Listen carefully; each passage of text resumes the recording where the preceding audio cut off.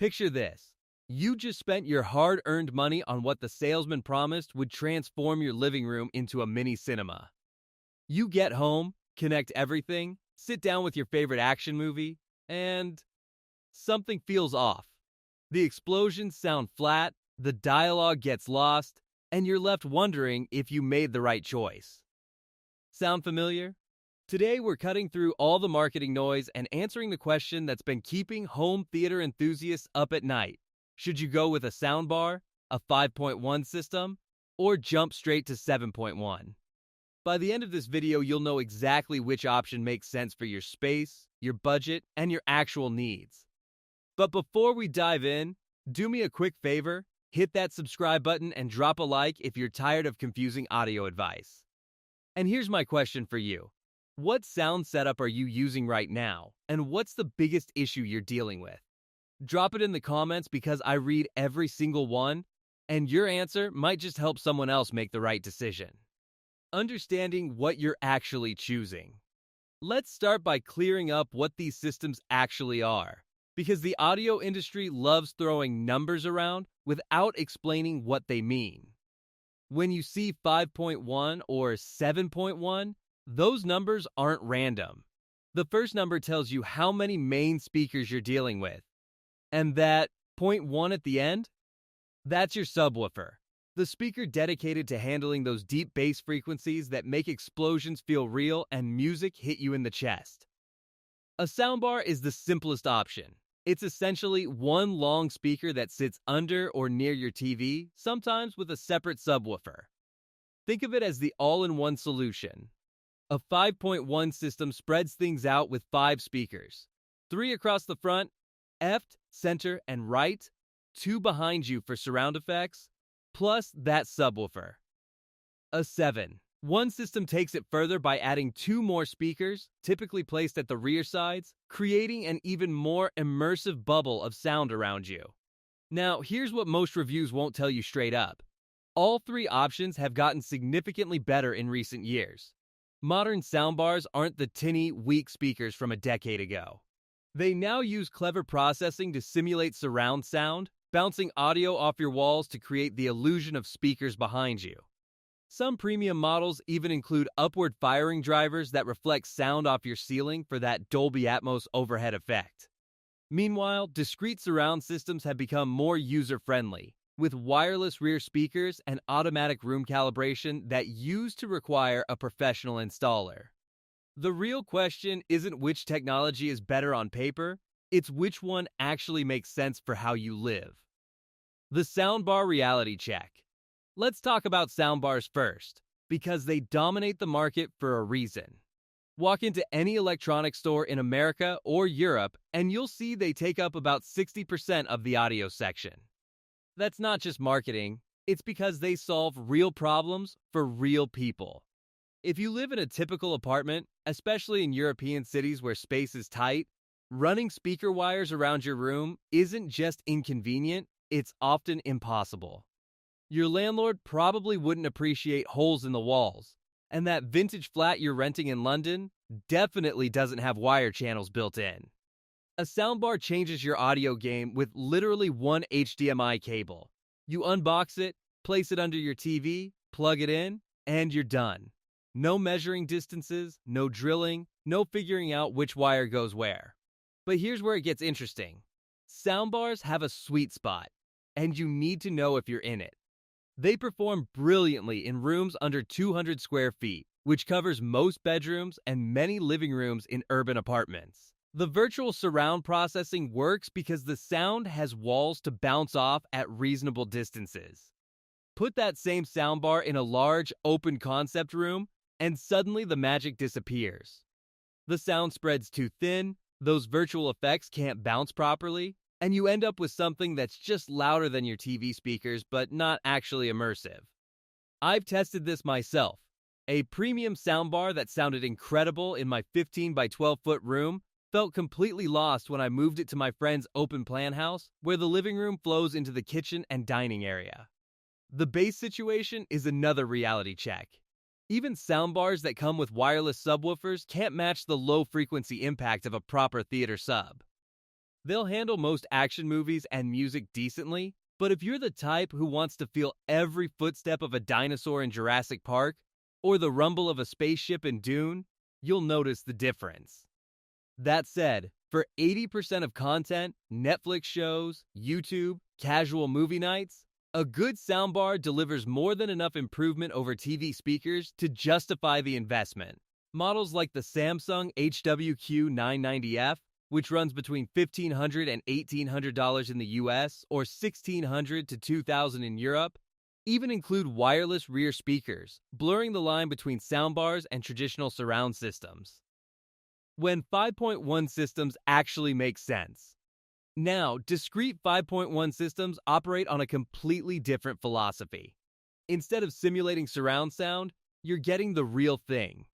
Actual speakers positioned around your room creating genuine directional audio. When a car races across the screen from left to right, you hear it move through space.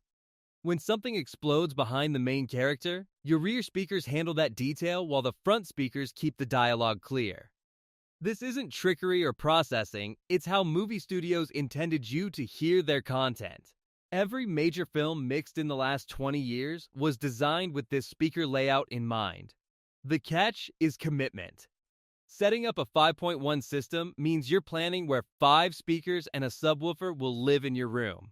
Those surround speakers need to be at ear level when you're seated, ideally positioned slightly behind and to the sides of your main viewing position.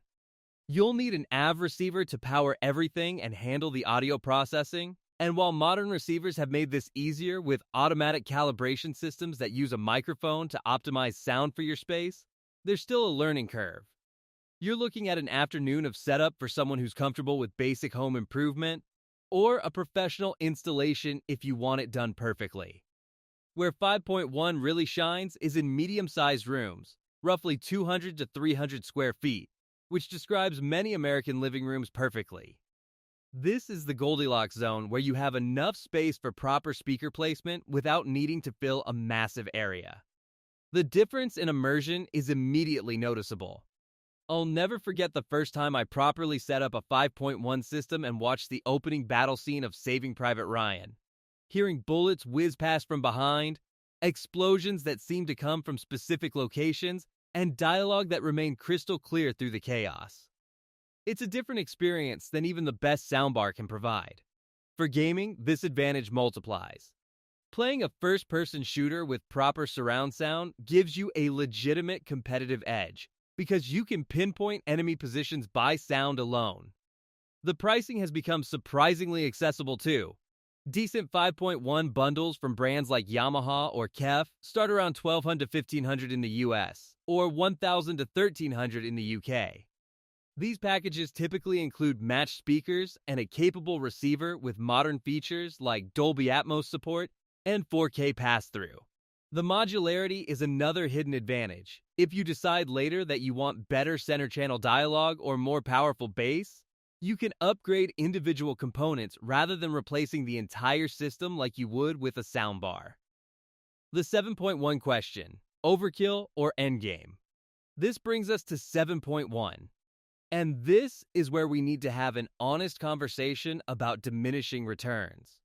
Adding 2 more speakers to create a 7.1 setup does improve the surround experience, particularly in larger or wider rooms where those extra rear speakers fill in gaps that 5.1 might miss.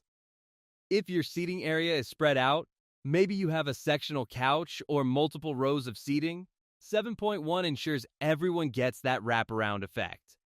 For certain content, especially action movies and sports broadcasts, those 2 additional channels create a more cohesive sound field. Watching a Formula One race with 7.1, you get a better sense of cars approaching from behind and passing to the sides. But let's be real about the practicality. You're now managing 7 speakers plus a subwoofer, which means more wire management, more wall space or stands, and significantly more setup complexity. The room needs to support this layout too. You can't just cram 7 speakers into a 200 square foot room and expect magic.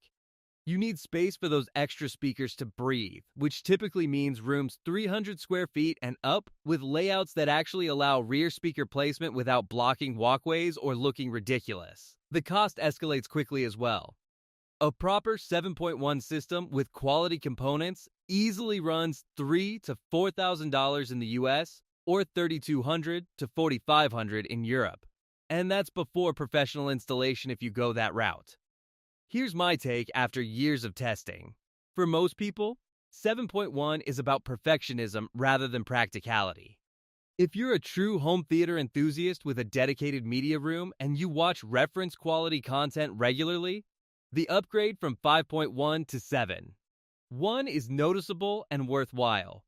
But if you're setting up your family living room where the TV competes with conversation, pets, and general life, that extra refinement often gets lost in the real-world chaos. The jump from stereo TV speakers to a soundbar is massive. The jump from a soundbar to 5.1 is significant. The jump from 5.1 to 7.1 is subtle, and whether you'll appreciate that subtlety depends entirely on how seriously you take your audio. Making your actual decision. So how do you choose? Let's walk through this logically based on your real situation, not some idealized version of it. First, consider your space honestly. Are you in an apartment where running wires is problematic or impossible? Is your room small with solid walls for sound reflection? Can you only place a single unit under your TV without it becoming a relationship argument? A soundbar is your answer, and there's zero shame in that. I'd rather see someone with a quality soundbar they actually use and enjoy than a 5.1 system they set up wrong and never optimized because it was too complicated. Look at models like the Samsung HW-B750D for budget-friendly options around $250 to $350. Or stretch to something like the Q990F if you want premium performance that genuinely competes with discrete systems.